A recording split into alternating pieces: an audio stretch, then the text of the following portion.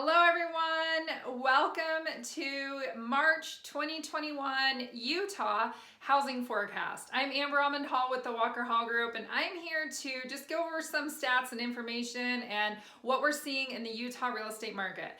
Now we're about halfway through winter now. I wish we could say we were halfway through COVID or halfway through this housing craziness that we're experiencing, but we just don't know.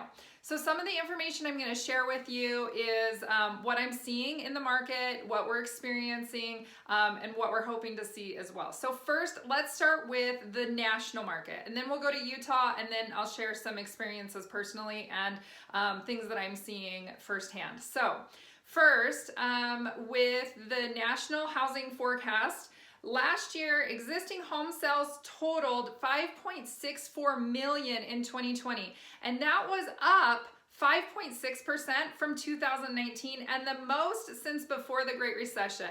And that information comes from NAR. I've got my trusty little computer here because this is a lot of information, but you're going to see these graphics and screenshots up in the corner as well. So you're seeing what I am seeing. Now, transaction forecasts. This comes from Fannie Mae. I was combining Fannie and Freddie together. Fannie Mae, NAR, and MBA. Now, in 2020, Fannie Mae reported 6.47 million transactions forecasted in 2021. Sorry, they saw 6.47. In 2021, they're forecasting 6.71 million. NAR, 6.45 million in 2020, forecasting 7.5 million in 2021, and MBA, 6.46 million, forecasting 7.18 million in 2021. So transactions are not a thing of the past. People are going to continue buying and selling homes. We thought that was going to dip off, and it did for about 3 weeks when COVID started this time last year. But then after about 3 weeks, we started to see people transition and really think about, where do I want to be? Where do I want to live? If I can work from home, if I got laid off, et cetera, et cetera, et cetera. Okay. So the next thing that I want to share with you is that the home price forecast from 7 different companies that, again, you're going to see in the top corner, they are projecting an increase, continued increase in appreciation on homes. National Association of Realtors projects 6%. Zelman Associates predicts 6%. Realtor.com, 5.7%. Freddie Mac, 5.3%. Mortgage Bankers Association, 5.1%. Fannie Mae, 4.2%, and CoreLogic, 2.9%. CoreLogic being the most conservative of them all. When you average all of those together, they're still predicting nationwide to see a 5% increase in appreciation over 2020. So I want to share with you also Mark Fleming. He's the chief economist of First American, says, rising interest rates reduce house buying power and affordability, but are often a sign of a strong economy, which increases home buyer demand. By an historic standard, today's mortgage rates remain historically low and will continue to boost house buying power and keep purchase demand robust. We have seen record, I cannot say it enough, record low interest rates. And for a long time, we kept saying they can't get any lower, and then they did. They can't get any lower, and then they did. They've started to go up just a little bit. Now, not significantly, not anything that anybody's like freaking out over or talking about a lot, but just a little bit. And because they're going up, anytime an interest rate goes up, that decreases your purchase power just a little bit, because over the life of the loan and in your monthly payment and your debt to income ratios, all of those things work together to determine an affordability rate. So as we continue to see mortgage rates potentially increase, that's also going to change buyer viability a little bit. And we're going to see some buyers who just aren't able to qualify for homes that they're able to now today in the next couple of months. Ali Wolf is the chief economist at Zonda, and she says some people will feel comfortable listing their homes during the first half of 2021. Others will want to wait until the vaccines are widely distributed. This suggests more inventory will be available for sale in late 2021 and into spring selling season of 2022. So let's touch on this just a little bit because we are seeing some things, and I don't think that it's directly related to the vaccine. I think a lot of it's just enough time has passed in being quarantined or under strict regulations for a year now. Far longer than anybody ever thought that we had. In Utah, we are so lucky to have the leadership that we do here, and just really the citizens, because people pivoted quickly. They didn't mess around when it came time to figure out how to continue doing jobs, how to grow the economy, how to stay employed and keep other people employed as well. And we've really seen that benefit here in our economic rates, in our job rates, that kind of information. So I think people are getting tired of like, okay, we kind of know what to expect. A lot of people have had COVID. Some people have had it worse than others. But we have seen that the people who've had COVID now are more comfortable in life, and that's going to happen. The more time goes on and the more people realize how the bigger picture really looks. I'm not talking about the people who've really been affected seriously, but the overall picture, people are going to feel more comfortable and start to go, okay, we can move on with life. Then we have the vaccine coming out, and every day more and more and more and more and more people are getting vaccinated. Right now it's focused on education, people, leaders, teachers, that kind of stuff, and then also healthcare workers and elderly. We'll start to see that trickle down to just general population where everybody can become vaccinated, and that's going to help even more people relax and feel good about things. So we are seeing some of that trend happen already where people are starting to feel comfortable.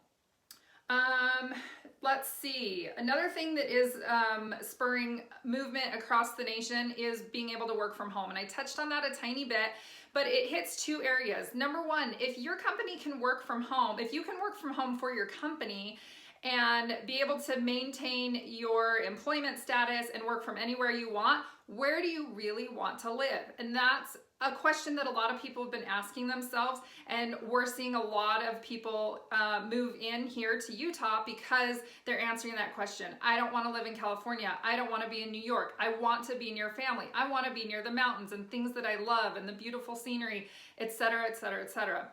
So it's not just about our local economy, but it's just about how businesses in general have been able to open up.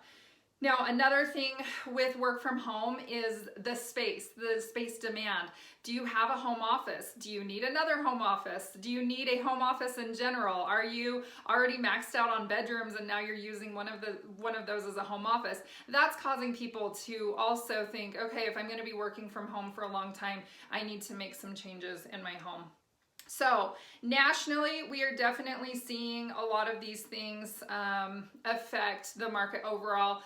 In Utah, we're seeing the general trend of the nation, however, on an elevated level. Okay, so let's talk a little bit more about Utah specifically as a whole.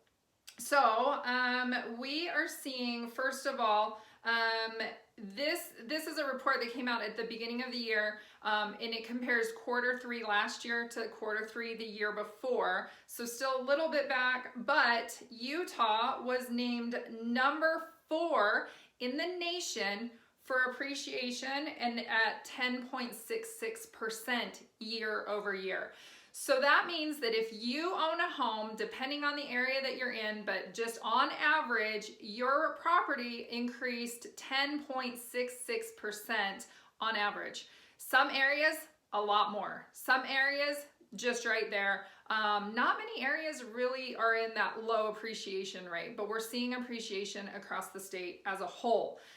Number 1 was Idaho, number 2 Arizona, and number 3 is Washington State. So you're seeing a lot of the western states who are having that appreciation effect. Now, I did, let me see if I can find it and post it here, but I did just post something this morning because we're seeing a lot of cash offers and it feels like more than normal, but I think it feels like more than normal because before we were in a multiple offer situation, somebody would offer cash and that was that and we would move on with life. But now people are offering cash and cash is winning out of all of the offers. And so people are really feeling like, gosh, everybody's offering cash because my offer got beat out. There was a report that came out this morning that said that yes, lots of cash offers are happening, but when you look at the ratio this year compared to last year, it's actually the same percentage of offers in cash. People are saying everybody's coming from California with cash. Also not true. Is it happening? Yes, it's happening, but is it only happening? No, it's not. And on my last 3 offers, I've had, each of them did have one person who was moving here from California. They did not have cash. They were still getting financing and they also weren't the best offer. So it really does matter how you structure your offer and who you have working on your side to make sure that, that you're painting the big picture because cash is really fantastic if everything else can come in right. But there's still a lot of things that you have to structure correctly to make an offer the best offer. So next up I want to talk about, now we've talked about those appreciation things, let's talk about the most affordable areas in Utah. Number 1, Copperton, and that's in the Salt Lake Valley. Number 2, Far West, followed by Glendale, Marriott Slaterville, South Ogden, West Valley City, Kearns, Magna, Roy, and Riverdale. A lot of these are in Davis and Weber County, also Salt Lake County as the most affordable locations in the state of Utah. Now, I want to caution you too, because if you're local and you think like, oh my gosh, I would never move to South Ogden or Far West or West Valley City, something like that. A lot of these communities are reinventing themselves and really have a lot to offer. Beautiful new construction neighborhoods, businesses, lots of new development in structures and businesses and grocery stores and shopping, restaurants, all of that kind of stuff, those infrastructures that come in and make a community really desirable. So yes, you can get affordable housing in those areas. It doesn't mean that it's going to be from the 1940s and need a lot of work as well. All right, and then our most recent statistics where we just look at apples to apples information. This comes from January. Now remember, our January information just barely came out a week ago. So because the information just came out a week ago, that's why we're using January this year compared to January last year. And in the April video, I will have February information. So it waterfalls that way. But our stats for January 2021 compared to January 2020 from UtahRealEstate.com says that the median days on market in Utah is 9 days, and that is down from 39 days last January. And I want to throw in here, it's going to be really interesting for us to look at March stats because March is where COVID, we locked down for 2 weeks. I use that term loosely because here we are a year later, but we locked down for 2 weeks and really started to see the effects and watch and see what was going to happen next. So 9 days on market in January, that was down from 39 days. So COVID is not the only reason that the housing market went crazy. There's a lot of reasons, and it already was starting to happen in January of last year.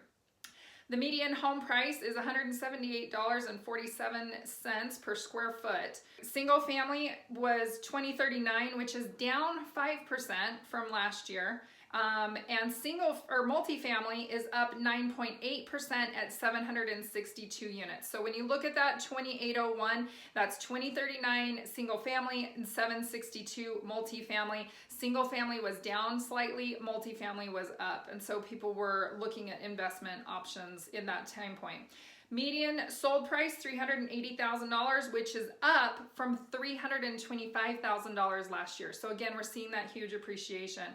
Residential inventory, we have right now active homes 2383 with 6950 under contract and in backup position, where last year, 2020, January of last year, we had 6,800. So you'll start to see too, I can't ever remember a time where inventory was so low, because in 2007, 2008, 2009 is when I got licensed. Obviously inventory was at a record high because that's when we had all the short sales and foreclosures and that kind of stuff. And we're for sure not seeing that type of market now. Last year we had 5470 under contract in and back up. So we definitely are seeing an increase in all areas. We need more inventory. Now, here's what I want to touch on locally a little bit, and just look at local information and what I'm seeing. Just in the last few weeks, all of my photographers have really gotten busy. And that's good news. That means that more listings are about to hit the market. Is it going to solve our buyer influx and overage? No, it's not. But more inventory means more people will be able to get into homes, and we can ease that pressure just a little bit. Does it mean that prices are going to stop increasing? No, it does not. However, if we can get some of the buyer demand taken care of, then we won't have as many multiple offers, and so that will help to ease and steady things out a little bit as well. I think people are starting to be more comfortable. We've been dealing with COVID for a year now. A lot of people are starting to feel comfortable with all of the movement and change, because there was a lot of movement and there was a lot of change happening, especially in the first 6 months of COVID. People are starting to feel comfortable with that and have an idea. So we've got a lot of sellers who were planning on selling last year and then held off because of COVID. And I think we're going to see a lot of them start to go, okay, it's safe, we should do it, we're going to take advantage of the market, et cetera, and they're going to put a plan into place to be able to sell this spring. Now, we also have people this year who are thinking, okay, I think it's time to sell, and so hopefully we're going to see, more than we've seen lately of homes being put on the market. In my buyers who are currently searching for homes, they get set up on automatic listing updates. And so whenever something new comes on the market, they're able to get that. If you're interested in something like that, let me know, and I definitely can get you set up on that. But I'm starting to see more and more and more of those alerts come through. And it used to be an alert would come through with one property. Now I'm seeing alerts come through with 3 to 5 properties. So we're also already starting to see that influx.